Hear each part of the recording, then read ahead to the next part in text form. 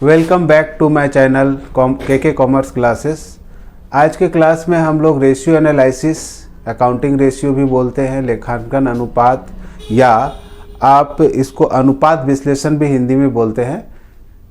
ये चैप्टर जो है बहुत इम्पॉर्टेंट होता है 12th क्लास के लिए। सेमेस्टर 1 में भी अभी दिया हुआ है BBMQ यूनिवर्सिटी में। तो हम लोग आज ये डिस्कस करेंगे कि अकाउंटिंग रेशियो क्या होता है, इसमें हम लोग क्यों बनाते हैं, अकाउंटिंग रेशियो एनालिसिस का उद्देश्य क्या है, ऐसा सब डिस्कशन हम लोग आज के वीडियो में करने वाले हैं। तो आइए आज का वीडियो स्टार्ट करते हैं।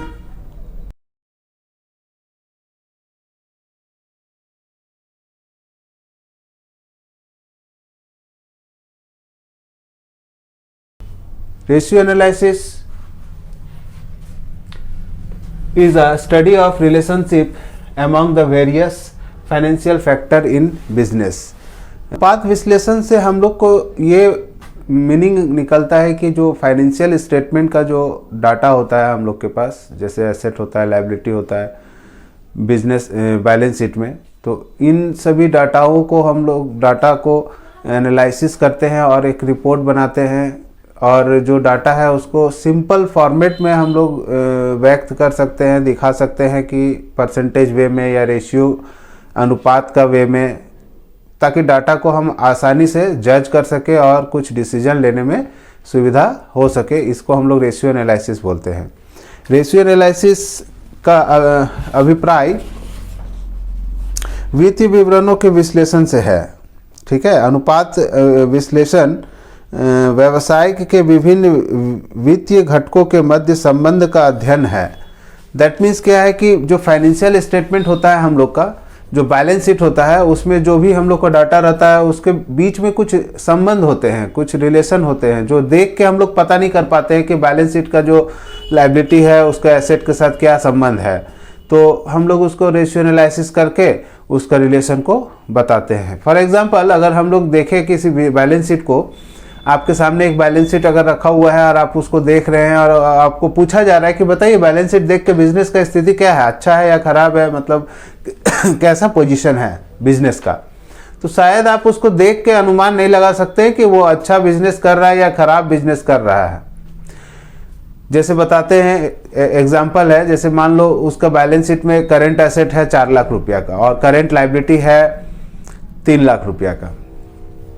तो यहाँ पर हम लोग जो करेंट एसेट और करेंट लायबिलिटी का बीच का जो संबंध है वो कैलकुलेट जब तक नहीं करेंगे तब तक हम लोग बता नहीं सकेंगे कि बिजनेस का जो बैलेंस शीट है वो अच्छा है या खराब है।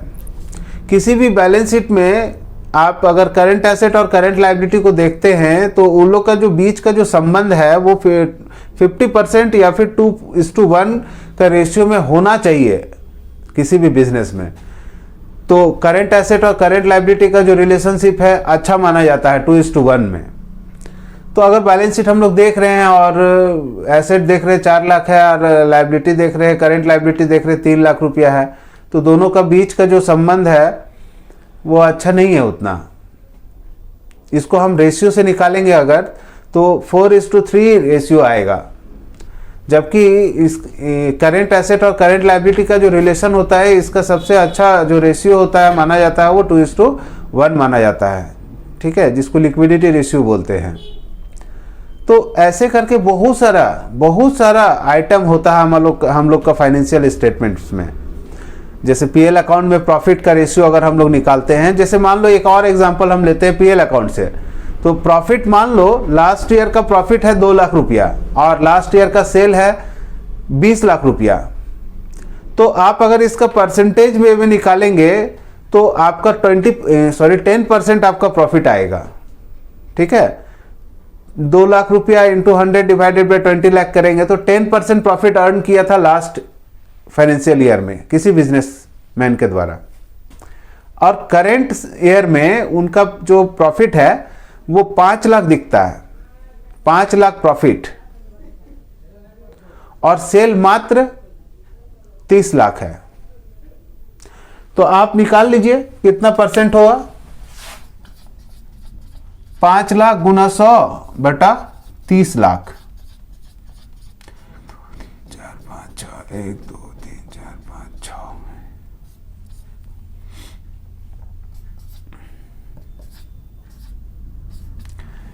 लगभग 16 या 17% बोल सकते हैं प्रॉफिट।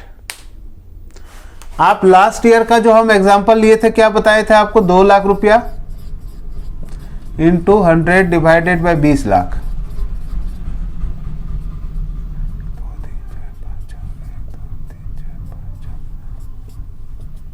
10%। आप देखिए 20 लाख का सेल किए, प्रॉफिट कितना हुआ, मात्र 2 लाख, 10% प्रॉफिट कमाए।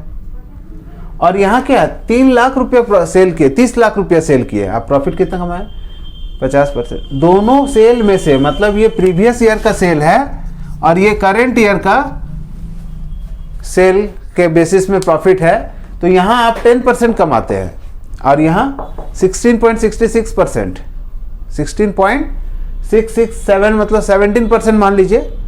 तो दोनों में से कौन सा बेटर है? प्रीवियस ईयर आप अच्छा परफॉर्म किए थे कि करंट ईयर? प्रीवियस ईयर में तो हम लोग 10% ही प्रॉफिट कमाए, मगर नेक्स्ट ईयर 16% प्रॉफिट कमाए।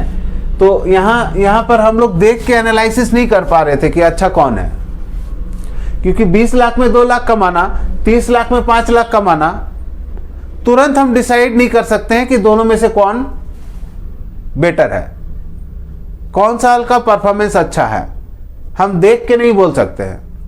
बट जैसे ही कैलकुलेशन किए तो यहाँ 10%, यहाँ लगभग 17% का प्रॉफिट आया है, तो हम एनालिसिस किए तो पता चल गया हमको कि ये करेंट ईयर में हम लोगों ने अच्छा परफॉर्मेंस किया था, बिजनेस अच्छा किया था, प्रॉफिट का रेट बढ़ा है। आपने पहले 10% पर प्रॉफिट कमाया था, अभी 16.66% में प्रॉफिट कमाए हैं, तो अच्छा तो ये हो ना। तो ऐसा देख के तो नहीं बता सकते थे, ऐसा क्या देख के बता सकते थे? नहीं बता सकते थे। जब तक हम लोग ये एनालिसिस नहीं किए तो हम नहीं जज कर पाए कि अच्छा कौन है। तो दोनों का बीच में सेल और प्रॉफिट, सेल और प्रॉफिट के बीच में जो रिलेशन है वो पता किए हम लोग with the help of ratio analysis. तो ठीक है, ये तो कुछ रेशियो एनालिसिस था, इसका कुछ ऑब्जेक्ट है, कुछ विशेषता है, ठीक है, जिसके कारण हम लोग रेशियो एनालिसिस करते हैं, ठीक है। तो ये कैलकुलेशन हम लोग क्यों करते हैं? सबसे पहला कि डिसीजन मेकिंग, जो आप डिसीजन लेते हो, बिजनेस करते हैं तो डिसीजन लेना पड़ता है, इमीडिएट डिसीजन, लॉन्ग टर्म में डिसीजन। अभी तुरंत कुछ करना है तो आपको पहले डिसाइड करना होगा ना, करना है या नहीं करना है। तो डिसीजन लेने में आपको सबसे सुविधा होता है, हेल्पफुल होता है रेशियो एनालिसिस के कारण। आप डिसाइड कर सकते हैं कि 2000 लास्ट ईयर, तो डेट नहीं लिखे हैं हम, तो लास्ट ईयर बोलेंगे और करंट ईयर बोल रहे हैं, प्रीवियस ईयर और करंट ईयर। प्रीवियस ईयर में जो भी आप सेल किए थे, जो भी प्रॉफिट कमाए, जो भी स्ट्रैटेजी होगा आपका, जो भी पॉलिसी होगा, दो करंट ईयर में चेंज किए हैं, कुछ पॉलिसी चेंज हुआ, कुछ स्ट्रैटेजी आपका चेंज हो गया, तो ज़्यादा अच्छा है कि हम ये पॉलिसी पर काम करें करंट ईयर वाले में। तो ये डिसीजन लेने में हमको सुविधा हुआ, क्योंकि हम यहाँ एनालिसिस करके देख लिए कि हम लोग करंट ईयर का हिसाब से अगर जो काम किए थे उसी आधार पर हम आगे साल भी बिजनेस करें तो ज़्यादा अच्छा है, क्योंकि प्रीवियस ईयर से बेटर पोजीशन है, ठीक है। दूसरा है कि फाइनेंशियल फोरकास्टिंग कर सकते हैं आप। फाइनेंशियल फोरकास्टिंग का मतलब क्या होता है? फाइनेंस का मतलब क्या होता है? वित्त का मतलब क्या होता है? पैसा का फोरकास्ट कर सकते हैं कि आने वाले साल में मेरे पास फंड का क्या पोजीशन होगा, ज़्यादा फंड रहेगा कि कम रहेगा, ये सब कैलकुलेशन हम करके देख सकते हैं, फोरकास्टिंग कर सकते हैं। पैसा का मेरा क्या स्थिति रहेगा वो फोरकास्ट कर सकते हैं। नेक्स्ट है कोऑर्डिनेशन करने के लिए आप बिजनेस में कोऑर्डिनेट कर सकते हैं अपने दूसरे डिपार्टमेंट के साथ बढ़िया। अगर सेल्स डिपार्टमेंट अच्छा परफॉर्म कर रहा है तो परचेस डिपार्टमेंट को भी अच्छा परफॉर्म करना होगा, प्रोडक्शन डिपार्टमेंट को भी अच्छा परफॉर्म करना होगा। तो इसके बीच में अच्छा कोऑर्डिनेशन बने, इसके लिए आपको रेशियो एनालिसिस करना है। परचेस का जो भी कॉस्ट ऑफ प्रोडक्शन होता है या कॉस्ट ऑफ गुड्स सेल होता है, ये सब जो निकालते हैं हम लोग, कैलकुलेट करते हैं, ये अकेला एक आइटम से या एक डिपार्टमेंट से नहीं होता है। अगर प्रोडक्शन डिपार्टमेंट में कॉस्ट ऑफ प्रोडक्शन निकाल रहे हैं तो परचेस डिपार्टमेंट भी तो इंपॉर्टेंट है उसके लिए, क्योंकि रॉ मटेरियल जब तक खरीदेंगे नहीं तब तक प्रोडक्शन होगा नहीं। तो इसके लिए अच्छा तालमेल हो सके डिपार्टमेंट्स के बीच में, अलग अलग जो डिपार्टमेंट्स है, सेल्स डिपार्टमेंट परफॉर्म कर पाएगा क्या? अगर प्रोडक्शन डिपार्टमेंट काम नहीं करेगा तो प्रोडक्शन होगा ही नहीं, तो सेल कैसे होगा? तो अच्छा तालमेल के लिए आपको जरूरी है कि रेशियो एनालिसिस करके आप अपना जो भी डाटा है उसका इंटरप्रिटेशन कीजिए, एनालिसिस कीजिए, और उसके आधार पर आप हर एक डिपार्टमेंट के लिए टारगेट या जो भी आपका प्रोडक्शन का जो कैपेसिटी है या रिसोर्सेस है उसको बढ़िया से आप इस्तेमाल कर सके। उसके बाद है हेल्पफुल इन कंट्रोल। बिजनेस को कंट्रोल करने के लिए रेशियो एनालिसिस बहुत जरूरी है। आप बिजनेस को कंट्रोल करने के लिए, मतलब बिजनेस को कंट्रोल करने का क्या मतलब है? जो बजट किए हैं आप बिजनेस में, जो चला रहे हैं बिजनेस को, जो जैसे भी आप एक्सपेंस का बजट किए होंगे, आप सेल्स का बजट किए होंगे, आपने परचेस का बजट किया होगा, तो ये सब बजटेड के हिसाब से काम कर सके, बजट के हिसाब से परफॉर्म हो सके बिजनेस में, तभी तो कंट्रोल हो सकेगा। अगर ये बजट के हिसाब से काम नहीं हो रहा है, इसका मतलब अनकंट्रोल बिजनेस चला रहे आप। तो कंट्रोल करने के लिए रेशियो एनालिसिस जरूरी है, ताकि जो टारगेट है आपका वो पूरा नहीं हो रहा है तो आप उसको बिजनेस को कंट्रोल करेंगे और अपना टारगेट को पूरा करेंगे। मैक्सिमम जनरली सभी बिजनेस का टारगेट क्या होता है? प्रॉफिट कमाना। तो आप प्रॉफिट वाले रास्ते में जा रहे हो कि लॉस वाले रास्ते में जा रहे हो, ये पता तो करते रहना पड़ेगा। और जब ये पता चल जाएगा आपको कि आप सही रास्ते में नहीं जा रहे हैं, तो आपको कंट्रोल करना होगा बिजनेस को, और इसके लिए आपको रेशियो एनालिसिस बहुत हेल्पफुल होता है। Helpful in communication. कम्युनिकेशन का मतलब क्या होता है? एक दूसरे से कम्युनिकेट करना, डाटा कम्युनिकेट करना, या एक दूसरे से बातचीत करना, ठीक है। तो फर्म चलाते हैं, फैक्ट्री चलाते हैं, मैन्युफैक्चरिंग कंसर्न है आपका या रिटेल का कंसर्न है, जो भी है, आप बहुत सारे लोगों के ऑर्गेनाइजेशन के साथ आप काम करते हैं, और ऑर्गेनाइजेशन के बीच में डाटा का एक्सचेंज होना बहुत नॉर्मल बात है। आप अगर किसी दूसरे स्टाफ को या दूसरे ऑफिसर को अपना जो डाटा है वो अगर शेयर नहीं करेंगे तो वो काम नहीं कर पाएगा। अब परचेस डिपार्टमेंट डाटा नहीं देगा प्रोडक्शन डिपार्टमेंट को, तो उसको पता नहीं चलेगा कौन सा रॉ मटेरियल अवेलेबल है, कौन नहीं है, तो फिर प्रोडक्शन इजी वे में करना थोड़ा मुश्किल होगा। तो इसके लिए आपको क्या है, कम्युनिकेट करना है एक दूसरे को। तो कम्युनिकेशन के लिए क्या पूरा बैलेंस शीट उठा के थोड़ी ना दे देते हैं।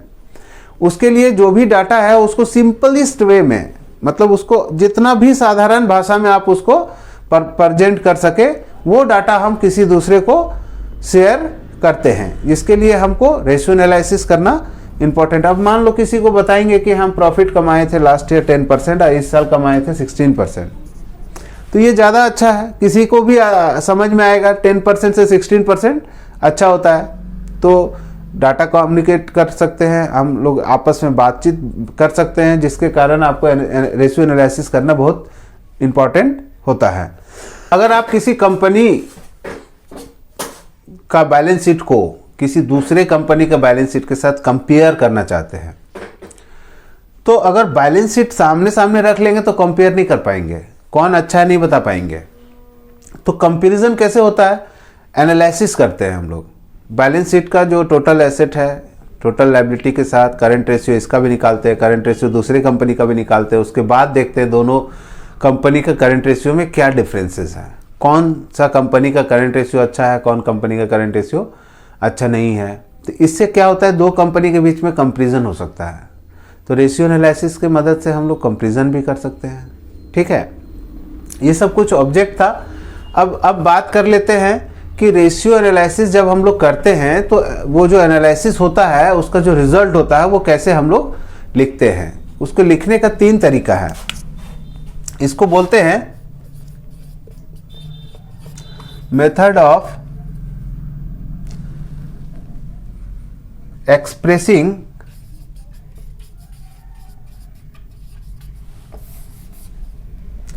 रेशियो।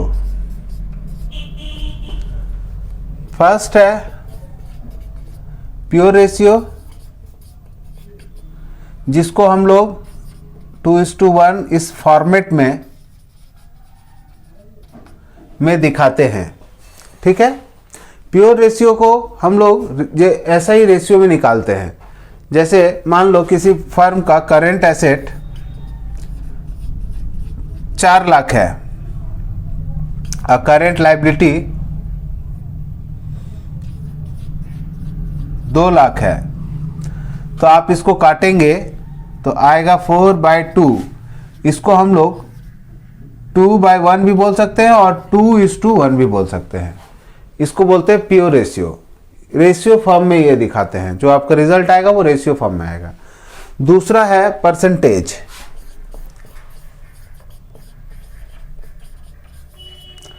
परसेंटेज में हम लोग जब कैलकुलेशन करते हैं तो उसको, जैसे मान लो किसी साल प्रॉफिट हुआ 30,000 रुपया और सेल हुआ था 3 लाख रुपया, तो परसेंटेज ऑफ प्रॉफिट कैसे निकालेंगे? 30,000 into 100 divided by 3 lakh equal to 10%। तो जो रिजल्ट है वो हम लोग परसेंटेज में दिखाएंगे। ठीक है, ये 2 तरीका हो गया आपका, जो रिजल्ट निकलता है 2 तरीका से निकाल सकते हैं। और थर्ड जो है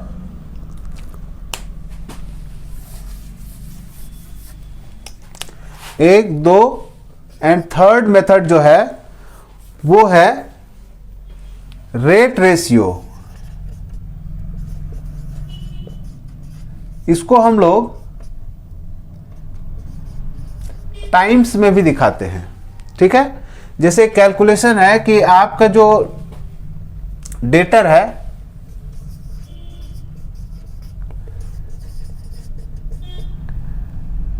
क्रेडिट सेल करते हैं जब, तो क्या बनता है आपका? डेटर। ठीक है, अब जो डेटर बनता है तो हम लोग का जो क्रेडिट सेल है वो मान लो 1,25,000 है, और लास्ट सेल मतलब जो क्लोजिंग डेटर बोलते हैं इसको, लास्ट सेल मत बोलो, उसको क्लोजिंग डेटर बोलो। क्लोजिंग डेटर, क्लोजिंग डेटर जो है वो 25,000 है। दैट मीन साल भर जो भी आप सेल किए थे उसमें डेटर कितना आया आपका? 1,25,000, और क्लोजिंग डेटर कितना आया? 25,000। तो इसका डेटर टर्नओवर रेशियो अगर निकालेंगे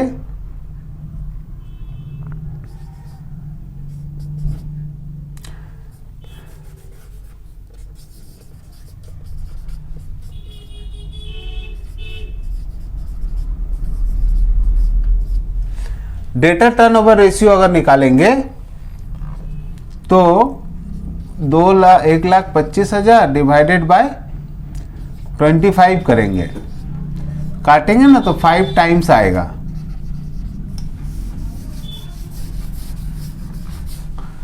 तो ये क्या हुआ? आपका रिजल्ट टाइम्स में आता है। ठीक है, आपका रिजल्ट रेशियो में आता है, आपका रिजल्ट परसेंटेज में आ सकता है। तो जब रेशियो एनालिसिस करेंगे तो जैसा आप कैलकुलेशन कर फार्मूला जैसा आप लिखेंगे, अगर 100 लगा देंगे तो परसेंटेज में आएगा, अगर खाली 2 कंपेयर करेंगे तो रेशियो में आएगा, और टाइम्स में भी आ सकता है। कितना टाइम्स मतलब कितना गुना वो रेशियो है। ठीक है, तो ये सब कुछ था आपका रेशियो एनालिसिस का मेथड्स ऑफ एक्सप्रेसिंग रेशियो। ठीक है, इसके बाद हम लोग पढ़ेंगे मेथड्स ऑफ रेशियो, मतलब हम लोग जो रेशियो एनालिसिस जो करेंगे इसका कौन कौन सा मेथड्स है, टाइप्स क्या क्या है। ठीक है, तो नेक्स्ट वीडियो में हम लोग इसका मेथड्स को पढ़ेंगे। आज हम लोग इसका इंट्रोडक्शन पढ़े खाली कि रेशियो क्या होता है, इसका फीचर्स क्या होते हैं, इसका ऑब्जेक्ट क्या होते हैं, और रेशियो को कैसे हम लोग प्रेजेंट करते हैं। ठीक है, तो मिलते हैं नेक्स्ट वीडियो में, तब तक के लिए बाय बाय।